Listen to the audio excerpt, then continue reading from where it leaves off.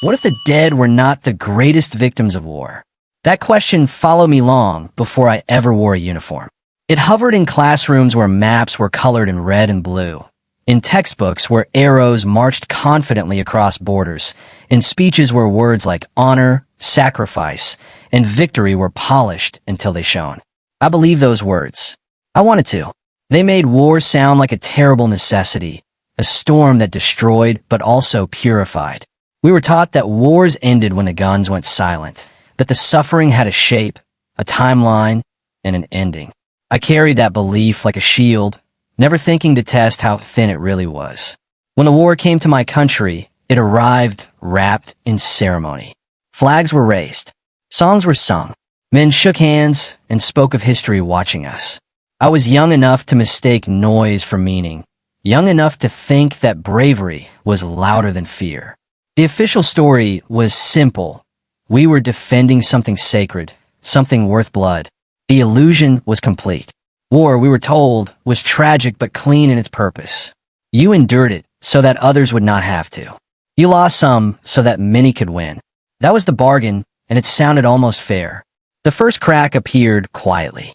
It was not an explosion or a scream, but a document passed across a table. A signature was needed, they said. Supplies would be rerouted. A village would be temporarily relocated. The language was smooth, professional, drained of blood. I remember staring at the paper and realizing that nothing on it described what would actually happen.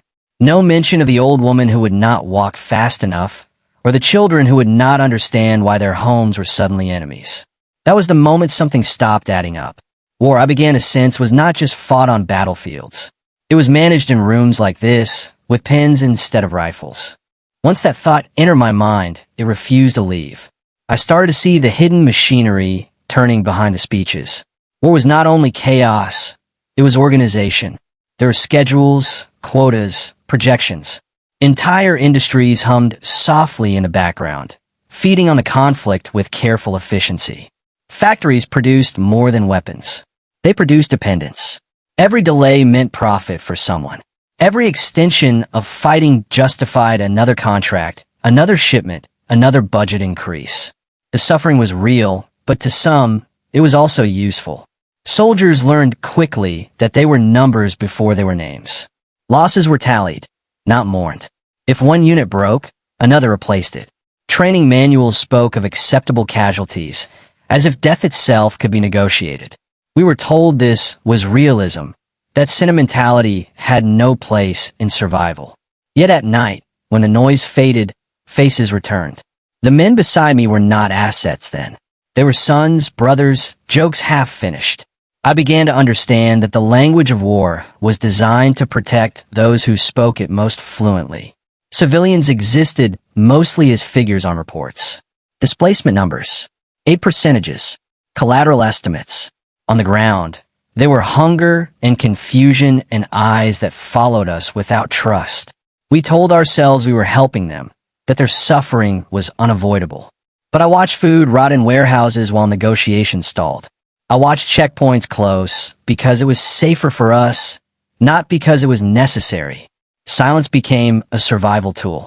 You learned when not to ask questions, when to look away, when to pretend you had not heard a scream carried by the wind. The moral compromises came in layers. At first, they felt small. A rule bent. An order followed without protest. Then they accumulated, heavy and unspoken. You did what you had to do, you said, because that was the only way to make it home. The system rewarded obedience, not reflection.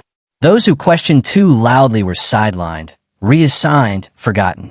Fear kept the rest of us quiet. Shame kept us quieter still. When the guns finally fell silent, there was no celebration where I stood. Just exhaustion. The war had an ending on paper, but not in people.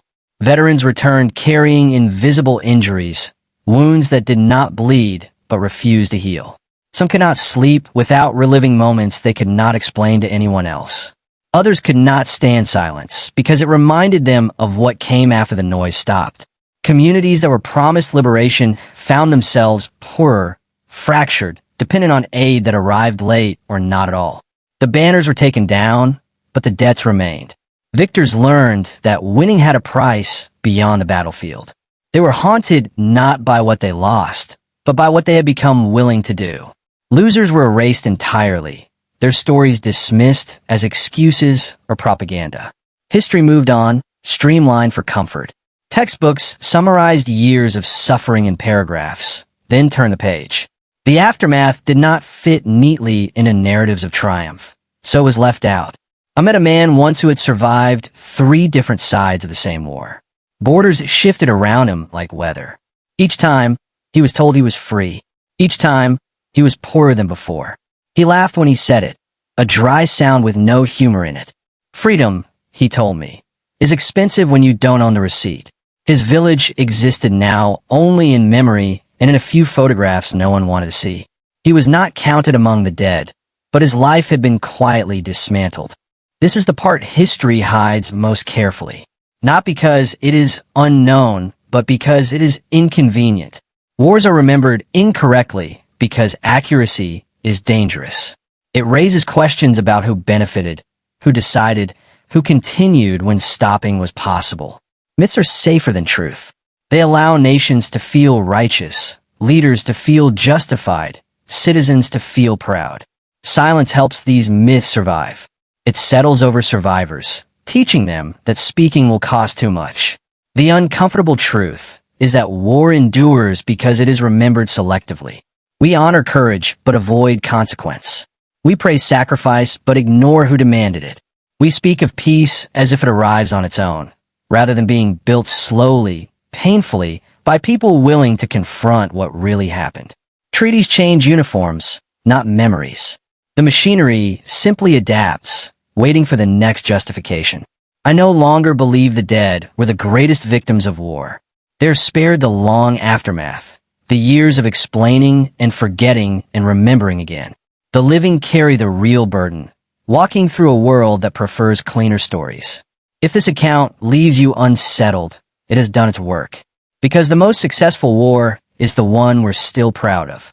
If you watched till the end, please hit that subscribe button, and we'll see you next time.